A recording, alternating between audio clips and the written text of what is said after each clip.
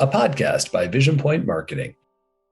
So, on behalf of Vision Point Marketing, let me welcome you to today's episode of the Rock and Roll podcast, where we really discuss all things enrollment marketing related. Today, my guest is Chriss Thompson, the Vice President of Media and Process here at Vision Point Marketing. And Chriss, I know you just got back from vacation, so we can talk about a super fun topic.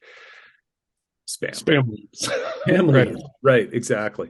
Now, when I think about spam, I know, like, where were you again? You were somewhere pretty remote, right? Outer Banks, yep.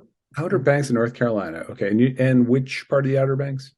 The southern part near Oak. Oh, it's like the remote part. Okay, yeah. When I think of someone taking going to a place like the Outer Banks, particularly down in that part of it, spam would normally be something you would associate with. I don't know, like a campfire breakfast or something on the beach, or salmon spuds myself. I don't know, like salmon hash browns. To me, that's the only way. I know in Japan, they do some amazing things with spam. Yeah. Not so much. Or a Monty Python sketch. Or that as well. Exactly. So everybody loves a little processed pork shoulder in a can. Actually, fun fact, I know this is not the actual spam we're talking about, but fun fact, Khrushchev actually mentioned spam in his memoirs, which I always kind of find interesting. That he so appreciated getting to eat processed canned pork shoulder throughout World War II, courtesy of Lend-Lease, that he felt like he needed to give it a shout out. Like, man, spam was so good. Like, wish we could go back to those halcyon days of eating that stuff out of a can. So, but I do know that is not what most people think about when they hear the word spam. Yeah, this has really been. I mean, is it as bad as everyone feels right now? And particularly spam leads. And I know there's like spam texts and spam, like all that, but it seems like spam leads and spam clicks on digital ads have just gotten out of control. Is it just us, or is it really getting bad? It's pretty bad, and there's an ebb and flow to it as well. There are times where it may not seem quite as intrusive, and then there are times where it's like, wow, we're just being overrun by less quality leads or bots hitting our landing page or whatever it may be. And really over the past year has seen record number of less quality leads coming in from spammy sources. Those can be sort of automated sources, the bots that are generating some of these. And then you just have bad actors. You've got these humans that are trying to work their way around systems that they're looking to capture information and data and responses back to their questionable lead forms and all of that. And it is a constant battle right now. And it requires a variety of tactics to be successful at it as well. Some experimentation, some learning along the way, but it really requires sticking with it and being in it for the long haul, because this is not a solution that has an easy fix or is going to be fixed necessarily anytime soon. It's a complex situation that many institutions in higher education are dealing with, but also in other industries as well. Gotcha. No, that makes sense. And you mentioned something about kind of a multi-pronged approach to tackling spam. I guess first, right off the bat, it seems like on any given day, in addition to the cornucopia of spam emails in my filter, as it were, I also get quite a few solicitations for anti-spam products that are out there of, if you just buy this plugin, if you just buy this thing or that, we can solve all your spam problems. It's sort of like, it's like meta spam, if you will, or right. It's very postmodern in that regard, right? Mm-hmm. Spam about getting rid of the spam. But so it sounds like what I'm hearing is that maybe just downloading a tool, even if it's a really good one, isn't going to necessarily solve the issue, right? It's not. It can be a very powerful arrow in your quiver that you'll use to address the problem head on. But our approach is, we don't want to just pay for a solution to try to find a silver bullet. We want to employ a variety of tactics and ultimately escalate up to those more, I guess, in the spirit of the Khrushchev reference earlier, the more tactical nuclear response and save those for a little bit later on, where there are costs associated with those. So, we've been working, especially over the last several months, of building these levels of remediation depending upon the client's specific situation, the severity of their spam leads problem at any given time. And so we have some starter steps that we go through, and that includes really basic stuff like just making sure CAPTCHA and honeypot are on landing pages, make sure that we've got the right settings established on campaigns for like Google Search and Google Display, reassessing those, make sure our targeting is good.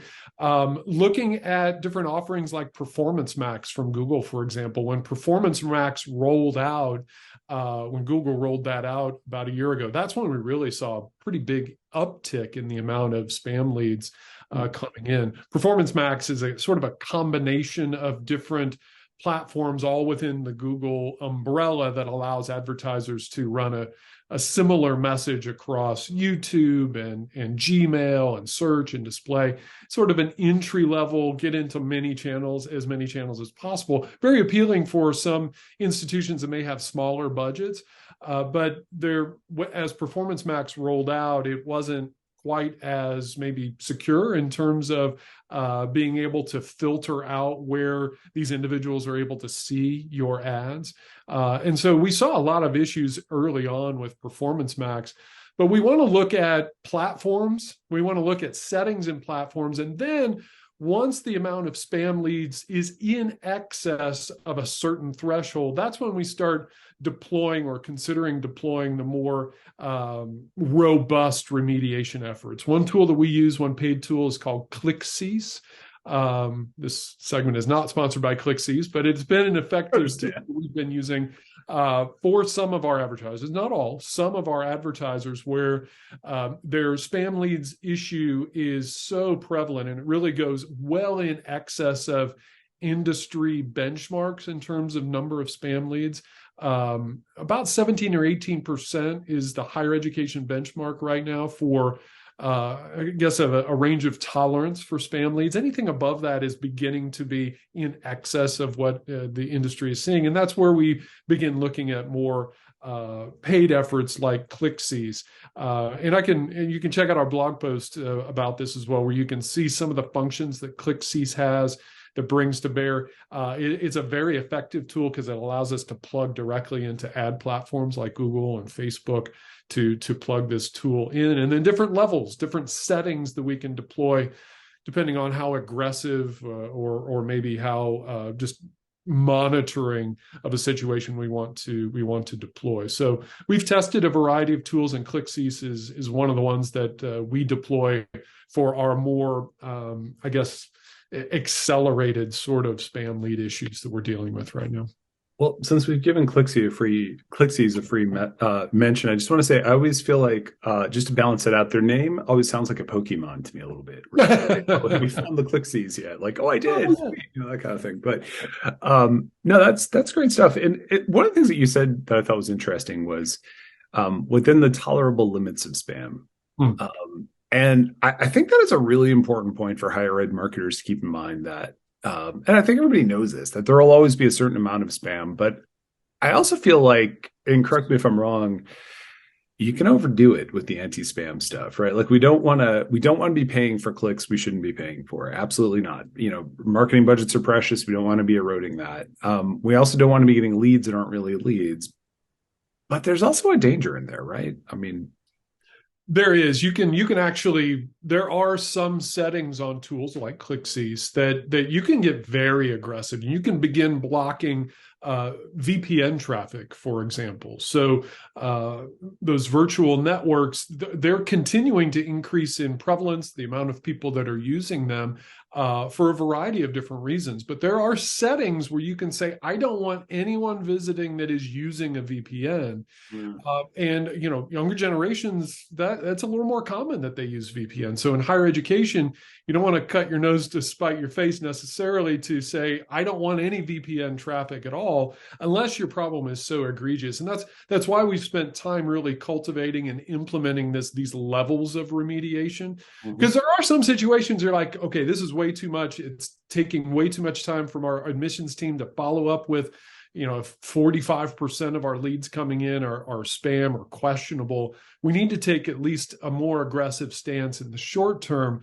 And that's where we could maybe throttle on a tool that stops VPN traffic. But you do run the risk of then those individuals that are using VPN that could be valid, interested, right fit students, they're not going to be able to engage with your landing page because we have that setting deployed. I didn't realize that about the no VPN setting, because for example, my wireless carrier, who I will not give a free plug to, although they're not bad as wireless carriers go, but they actually just default now on devices in their networks provide a VPN, for example. So, and I think that's becoming more and more common. So yeah, you'd be losing a lot of potential people if you just crank the spam setting up too much. It's also interesting too that you talk about spam there. One important difference I want to hear, because when I have been at conferences and had conversations with higher ed marketers, there is spam in the sense of a bot or somebody clicked on an ad. I got a lead that just wasn't that was total garbage, right? And I think we all know what those look like. But then there's just bad leads, where maybe the targeting just wasn't right, the messaging wasn't right, and someone thinks, "Hey, I can get a certificate in welding." And you're like, "No, this is a mechanical engineering degree." I mean, those are.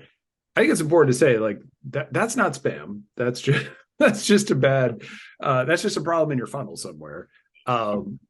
Or maybe it's the targeting. And that's why when we go through our list of remediation steps, that's why we take a look at targeting very early on. That maybe as an optimization that was made, we wanted to open up interest targeting for a little bit to generate more leads coming in. But in so doing, over time, we've left that funnel maybe a little too open.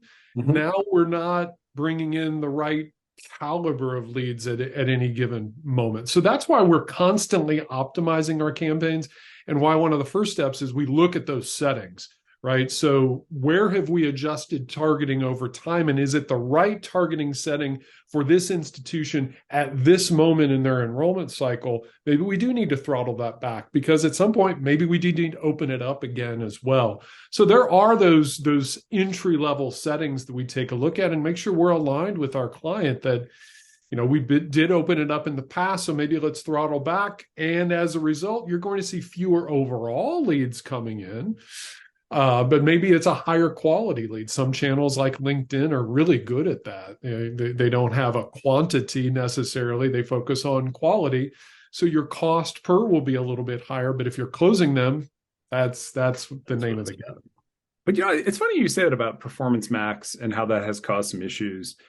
It really for me, it really connects with something else you said about just the ebb and flow of this problem. That it does seem like, okay, there's some sort of innovation that has a lot of positive things like Performance Max. Okay, so it's causing all this huge issue in spam. Okay, that gets corrected. The engineers at Google are working on it. The ones who are left anyway.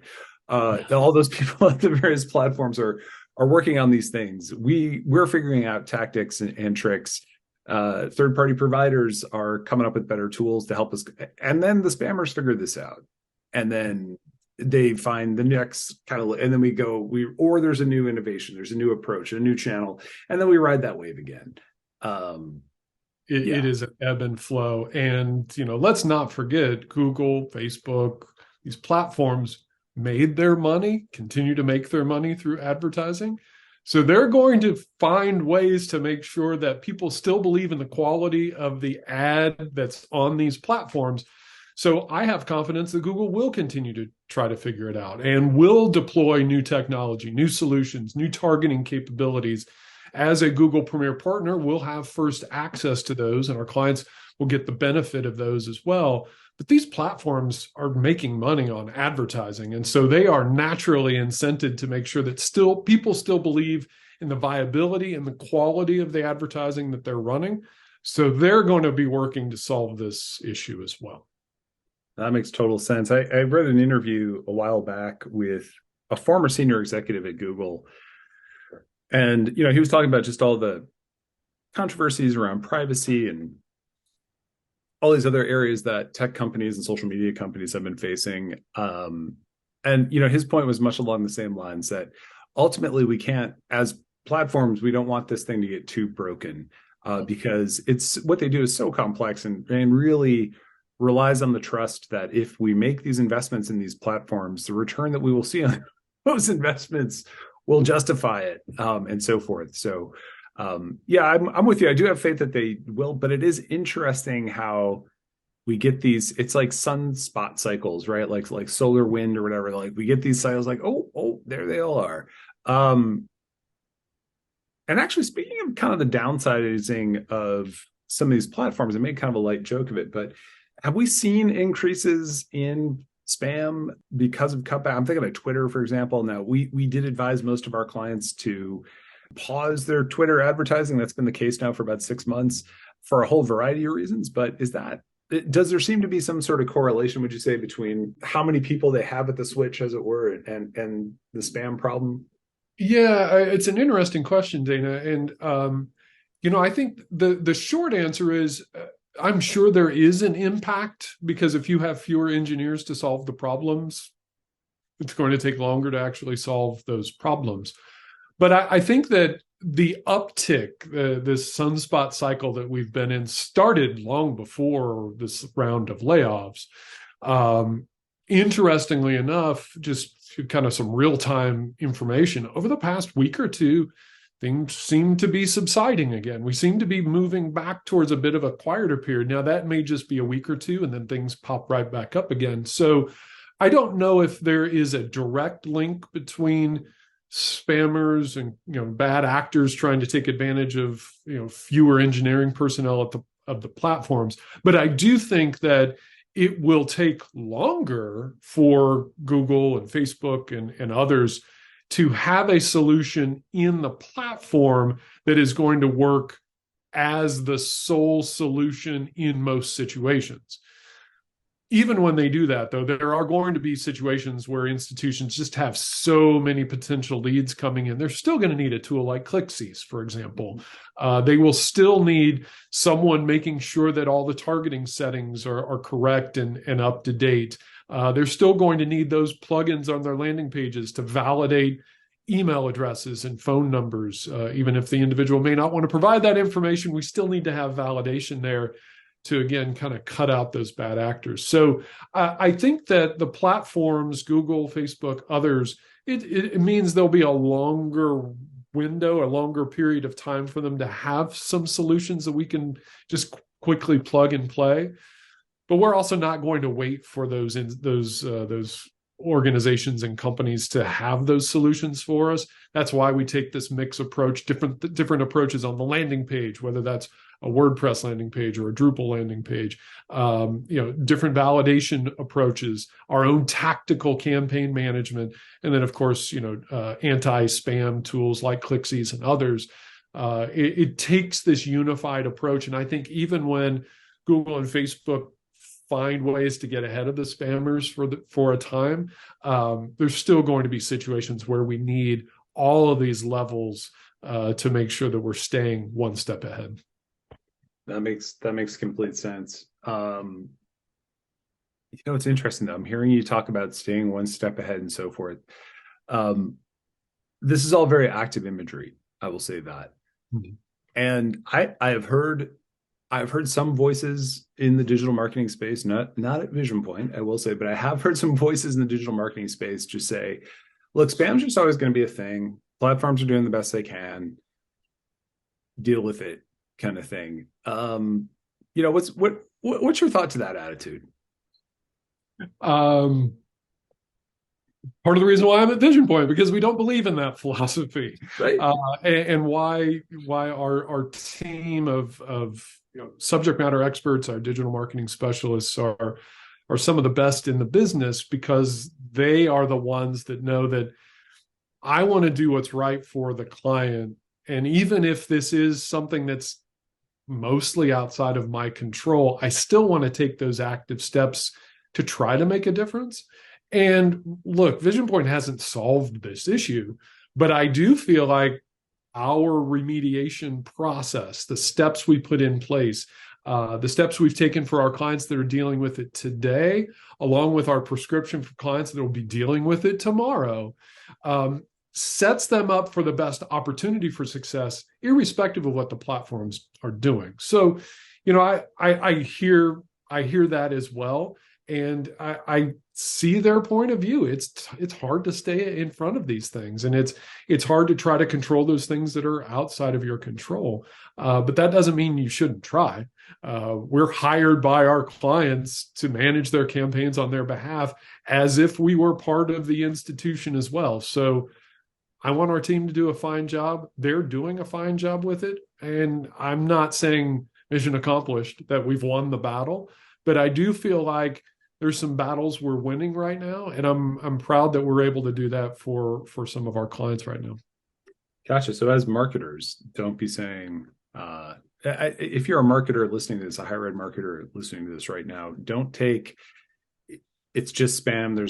Just deal with it as an answer, that there are actually either from an agency or an internal source or from the platforms themselves, that this is with an active management approach, we can fix this thing, or not fix it, but we can make it better. We can help, and we can diagnose, and we can steer away from maybe channels that aren't going to be where you need to be right now. If 45% of your leads or more are coming in and we see it's from a particular channel, well, let's diversify. Let's move a little bit of those funds. Let's move those funds out of that channel and into another channel that maybe could give you similar performance. And look at metrics like CPA, for example, that some channels like a LinkedIn, especially for maybe master's level programs, et cetera, that's a good channel, but it's an expensive channel. So we need to think a little bit differently about how we're measuring success there. But you're absolutely right. We haven't solved it, but we're going to keep at it until we can find the right mix that is going to work for our clients in most situations. Gotcha. Okay. So, all right, just this thought. I'm a higher ed marketer.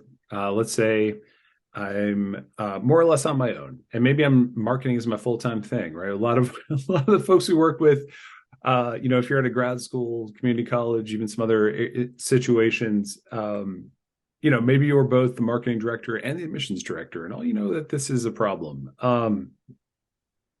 What can you do today to start to get a handle? You hinted at this earlier, but what can I do right now if I'm in that situation to just starting to tighten up a little bit here?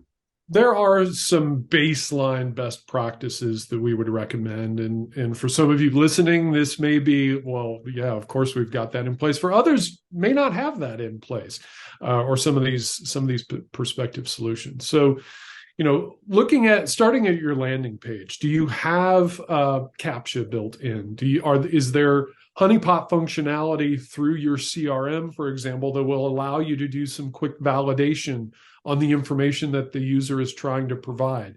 For example, if they're entering a phone number of 123456789, your landing page can actually kick that out and prompt the user to actually provide correct information, a valid phone number, if phone number is one of the fields on your landing page. So, and that's what honeypotting is.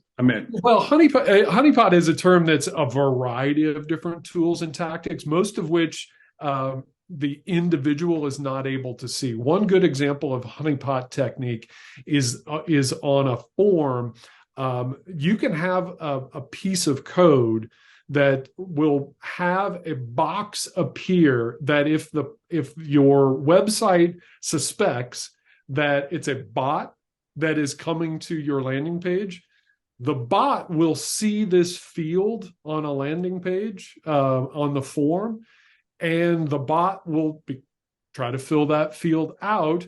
And so if that field has information in it, your landing page has detected a bot has provided this information and automatically kick it out. Now, what kind of fields are we talking about here? This is because, I think we're all used to the CAPTCHA stuff and how many bicycles are in this, which I don't know who's grading this thing, but I know what a bicycle looks like. You don't, apparently. Right. That is one thing that's always a little frustrating. But I know what CAPTCHA is and all that. But give me an example of some of these honeypot fields. This is fascinating. Very similar to that. It could be as simple as write this code in this field or write this number in this field. And so it will show a number 127. And so the bot then will put 127 in that field, thinking it's sort of a CAPTCHA type of approach, but it's actually happening invisibly. It's happening. So if you come to a website, you don't see that field. But if the website detects through the content management system that this is a potential bot, it will prompt that field for the bot to fill that information out. Oh, that makes a ton of sense. So you would have to be a robot to see that. Like a human user is not going to see that. Enter 1, 2, 3, 4, 5, 6 in there, but the robot will. The robot will figure it out, fill it out, and then the system will say, okay. And that's pretty common now in a lot of CMSs, or yeah, I mean, they're beginning to swim in my waters a little bit outside of my sure. Understand. But yeah, I mean, there are different database type of functionality that you can either build into your website or provide through a code, or there's actually third-party plugins that could do the same sort of thing. But that's actually a little bit older technology now as well, which is why we're seeing what we believe is an influx of humans filling out this information. Individuals that are just providing junk data to in these fields, in these form fields. And there's a variety of theories out there in terms of why individuals are wanting to do this. Hit me with some of these theories, because this is baffling me. Yeah, I mean, one of the theories that's out there is the individual will provide this junk data in the RFI, but it does have an email address. So what ends up happening is the institution, or this is not just a higher education thing, it's happening across a variety of different industries, will respond back to that email address. And so now an individual has captured a valid email address from an institution or from a company, and they could potentially begin using variations of that email address to try to solicit information from other people. Okay, that makes sense. Yeah, almost like a phishing type of approach.